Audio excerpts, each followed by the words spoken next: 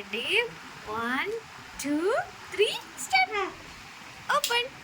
അങ്ങനെ കഴിഞ്ഞ ദിവസം എൻ്റെ ബർത്ത്ഡേ ആയിരുന്നു. ഇക്കൊല്ലവും എല്ലാ പ്രാവശ്യത്തെയും പോലെ എനിക്ക് വേണ്ടിയിട്ടുള്ള സർപ്രൈസ് ഗിഫ്റ്റ് എൻ്റെ അമ്മയും ചേച്ചിയും ചേട്ടനും കൂടി എനിക്ക് തന്നിട്ടുണ്ട്. എപ്പോഴൊക്കെയും ഞാൻ വേണമെന്ന് ആവശ്യപ്പെട്ട സാധനങ്ങളും ഞാൻ എനിക്കായി വാങ്ങണമെന്ന് വിചാരിച്ചിരിക്കുന്ന സാധനങ്ങളുമാണ് എനിക്ക് ഗിഫ്റ്റ് ബോക്സിൽ കിട്ടിയത്.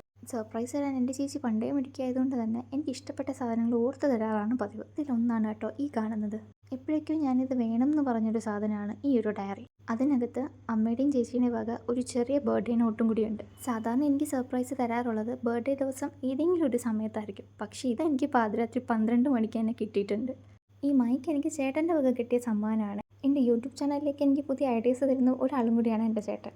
ഇതെൻ്റെ വിഷ് ലിസ്റ്റിലുണ്ടായിരുന്ന 2 സാധനങ്ങളാണ് ഈ ലിപ് ഷെയ്ഡ്. പിന്നെ ഈ ഗിഫ്റ്റ് ഈ ഒരു കുഞ്ഞാനക്കുട്ടി എൻ്റെ ആമിക്കുട്ടൻ്റെ വകയായിട്ട് തരാനാണ് ചേച്ചി പറഞ്ഞിരിക്കുന്നത്.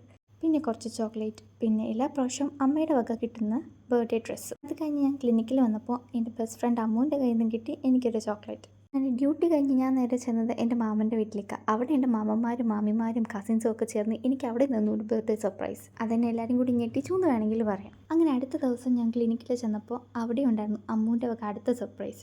വേറൊന്നുമല്ല, എനിക്കിഷ്ടമുള്ള കുറച്ച് ഫിഷസ്. പൊതുവെ എനിക്ക് മീൻ വളർത്താൻ ഭയങ്കര ഇഷ്ടമാണ്. ചെറിയൊരു മീൻ ഭ്രാന്തിയാണെന്ന് പറയാം. മീൻ കിട്ടിയ സ്ഥിതിക്ക് പിന്നെ അതിന് തട്ടിപ്പെട്ടിയിലാക്കാതൊരു സമാധാനം കിട്ടിയില്ല. അങ്ങനെ എങ്ങനെയോ ഒരു ബോക്സ് ഒപ്പിച്ച് അതിലേക്ക് മീനെ ഇറക്കി നിർത്തിയപ്പോൾ എനിക്ക് ശരിക്കും സമാധാനം കിട്ടി.